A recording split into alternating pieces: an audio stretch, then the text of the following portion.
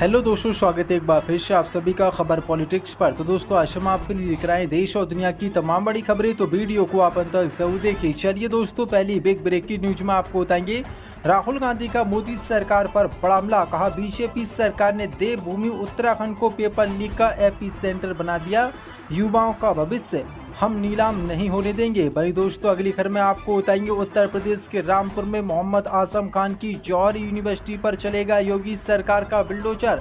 40 में से 38 बिल्डिंग तोड़ने का योगी सरकार ने आदेश किया जारी। आजम खान के ऊपर खुलेआम अत्याचार कर रही है योगी सरकार। वहीं दोस्तों, अगली खबर में आपको बताएंगे कांग्रेस ने पीएम मोदी को पत्र लिखकर सर्वदलीय बैठक बुलाए जाने की मांग। कहा मानसून सत्र में राम मंदिर चढ़ावा चोरी का मामला उठाएंगे, वहीं संशोधन बिल का करेंगे विरोध। वहीं दोस्तों, आपको बताएंगे मोदी सरकार को डोनाल्ड ट्रंप ने दिया एक और बड़ा झटका। मोदी के मित्र ट्रंप ने भारत पर 100% टैरिफ लगाने का बिल संसद में किया पेश। मोदी सरकार की उड़ी नींदें। वहीं दोस्तों, आपको बताएंगे अमेरिकी बेस पर ईरान का अब तक का सबसे बड़ा हमला।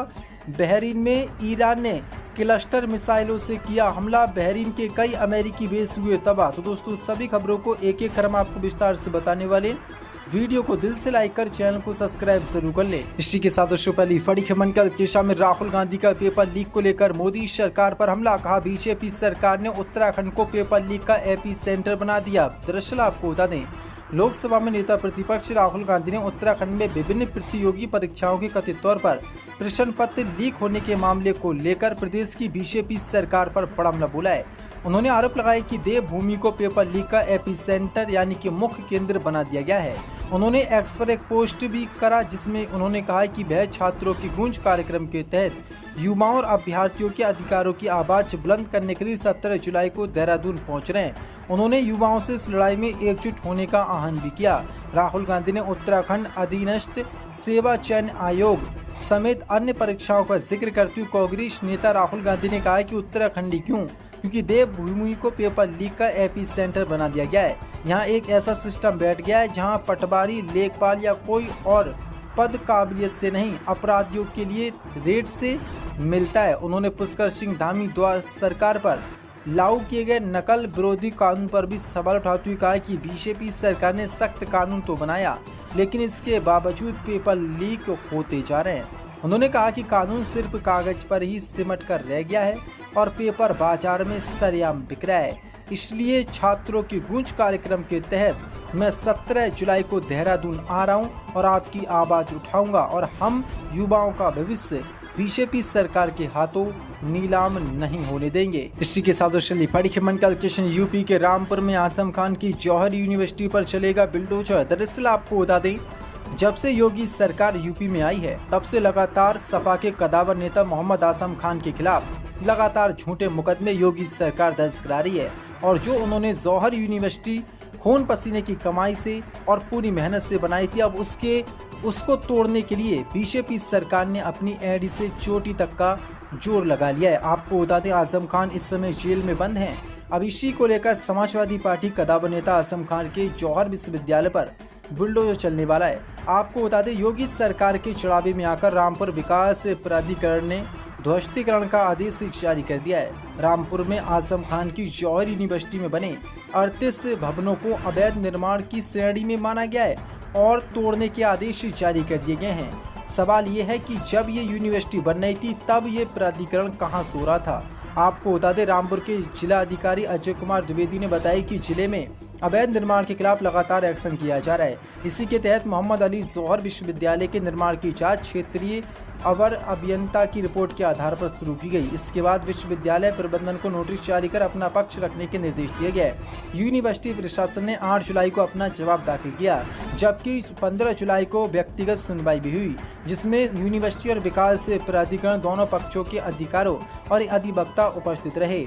आपको बता दें, आजम खान की जब यूनिवर्सिटी बन रही थी, आजम खान जब यूनिवर्सिटी बना रहे थे, तब भी रामपुर विकास प्राधिकरण मौजूद था, ये कहीं गायब नहीं हुआ था। लेकिन जो शानदार यूनिवर्सिटी वहां पर बनाई गई है, वहां पर अलग अलग कोर्स लाने की जगह योगी सरकार अब उस यूनिवर्सिटी को खत्म और जमींदोज कराने पर तुली है। ना कि उसमें कोई कोर्स आ रहे हैं और ना ही कोई काम किया जा रहा है। यानी कि आजम खान का जो ड्रीम प्रोजेक्ट था मोहम्मद अली जौहर यूनिवर्सिटी, उसको अब योगी सरकार ने तोड़वाने का आदेश जारी कर दिया है। अब देखना होगा इस पर सुप्रीम कोर्ट या हाई कोर्ट कोई एक्शन लेता है या फिर इस यूनिवर्सिटी को भी, जो 94,000 पूरे भारत में बीजेपी सरकार ने स्कूल अपनी सरकार में बंद किए हैं, उसके मुताबिक इस यूनिवर्सिटी को भी पूरी तरीके से तोड़ दिया जाएगा। इसी के साथ चलिए बड़ी खबर कल भारत पर 100% टैरिफ लगाने का बिल अमेरिकी संसद में पेश, मोदी सरकार को बड़ा झटका। दरअसल आपको बता दें, मोदी के मित्र अमेरिकी राष्ट्रपति डोनाल्ड ट्रंप ने अब मोदी सरकार को ही बड़ा झटका दे दिया। खबर के मुताबिक अमेरिका रूस से तेल खरीदने वाले देशों पर एक बार फिर शिकंजा कसने की तैयारी में है।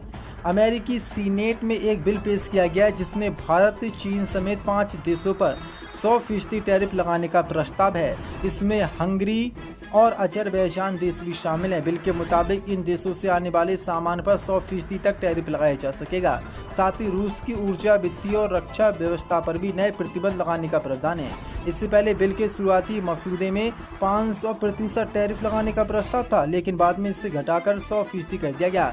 अगर ये बिल पास हो जाता है तो अमेरिका पहली बार किसी देश पर सिर्फ इसलिए टैरिफ लगाएगा क्योंकि वह रूस से तेल खरीदकर उसकी कमाई बढ़ा रहा है। इस कदम का मकसद रूस के तेल कारोबार पर आर्थिक दबाव बनाना और उसकी युद्ध लड़ने की क्षमता को कमजोर करना है।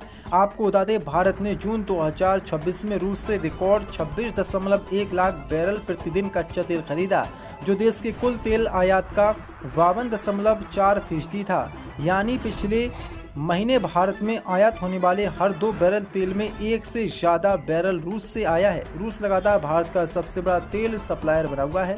मई के मुकाबले जून में रूस से तेल आयात में करीब 39% की बढ़ोतरी की गई है। अब आपको बता दें, सीनेट में पेश बिल के तहत 15 यूरोपीय देशों को प्रस्तावित 100% टैरिफ में छूट दी गई है।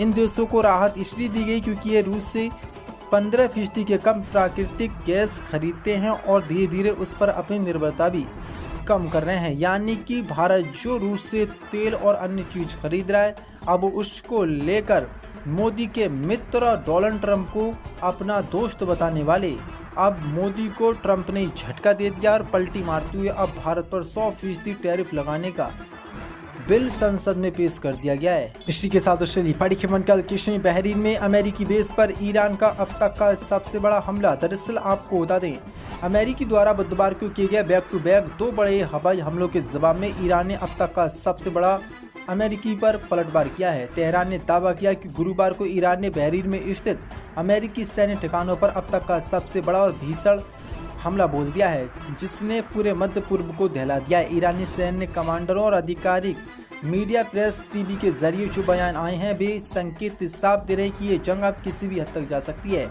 ईरान के सबसे शक्तिशाली सैन्य संगठन Islamic revolutionary guard corpus IRGC के प्रवक्ता ब्रिगेडियर जनरल मोहिबी ने अमेरिका को खुली चेतावनी दी है। IRGC नेता ने कहा कि दुश्मन यानी कि अमेरिका ये समझने की भूल कतई ना करे कि वह इस संघर्ष को अपनी मर्जी से खींच सकता है और इसे एक वॉर ऑफ स्टेशन थका देने वाले लंबे युद्ध में बदल सकता है। ईरान के मौजूदा सैन्य ऑपरेशन पूरी तरीके से खाड़ी क्षेत्र में मौजूद अमेरिकी आक्रामक सैन्य बुनियादी ढांचों और ठिकानों को निस्तानाबूद करने पर केंद्रित हैं।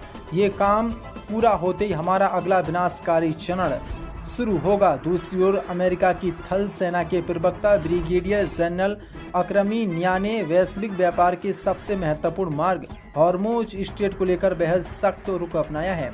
उन्होंने साफ लहजे में कह दिया है कि जब तक अमेरिका ईरान की 3 प्रमुख शर्तों को नहीं मानता, तब तक ये अंतर्राष्ट्रीय जलमार्ग पूरी तरीके से बंद रहेगा। आपको बता दें, ये वही जलमार्ग है जहां से भारत और पूरी दुनिया का तेल और गैस सप्लाई हो रहा है। ईरान का कहना है कि अमेरिका को 2 देशों के बीच हुए समझौता ज्ञापन MOU के नियमों का पालन करना होगा। अगर अमेरिका ने ये पालन नहीं किया तो हम ऐसे ही अमेरिकी बेसों पर, जो मुस्लिम देशों में उसके एयरबेस हैं और जो बेस बनाए हैं अमेरिका ने, उनको हम ऐसी तबाह कर।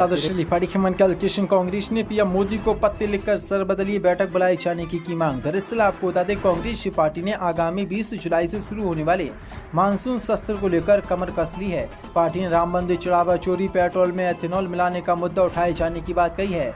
इसके अलावा सरकार के संशोधन बिलों का विरोध कांग्रेस करेगी, इसका फैसला कांग्रेस ने कर लिया है।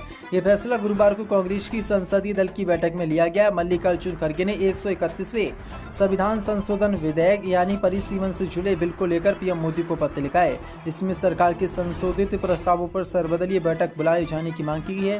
बैठक सोनिया गांधी के आवास पर हुई। इसमें मल्लिकार्जुन खड़गे, शशि थरूर और जयराम रमेश समेत कई नेता शामिल हुए। बैठक के बाद कांग्रेस महासचिव जयराम रमेश ने प्रेस कॉन्फ्रेंस की। जयराम रमेश ने कहा कि संसद के आगामी मानसून सत्र में सरकार जिन प्रमुख बिलों को लाने की तैयारी करी उनका पार्टी पुरजोर विरोध करेगी। उन्होंने कहा कि कई मुद्दे ऐसे हैं जिन्हें हम विशेष रूप से उठाएंगे, जैसे राम मंदिर चंदे की चोरी और विश्वासघात। प्रभु श्री राम मंदिर के संबंध में रोज नए खुलासे हो रहे हैं। उन्होंने कहा कि हम अयोध्या में भाजपा और आरएसएस के रचे गए घोटाले का मुद्दा उठाएंगे। नीट और E20 घोटाले से जैसे कई मुद्दे भी हैं जिसमें कई वरिष्ठ भाजपा नेता और उनके बेटे शामिल हैं। हमने 16 और 17 अगस्त को वर्तमान लोकसभा में महिलाओं के लिए 1/3 सीटों के आरक्षण के संबंध में रुख स्पष्ट कर दिया था। नारी शक्ति बंधन अधिनियम 2023 में महिलाओं के लिए इस 1/3 आरक्षण का प्रावधान शामिल है और बीजेपी सरकार जो भारत में कर रही है और जो नए से नए बिल ला रही है, इसका हम विरोध करेंगे। और जो छात्रों को लेकर बीजेपी सरकार कोई काम नहीं कर रही है और लगातार पेपर लीक हो रहे हैं और मोदी बिल्कुल चुप है, इसका भी संसद और राज्यसभा में विरोध किया जाएगा।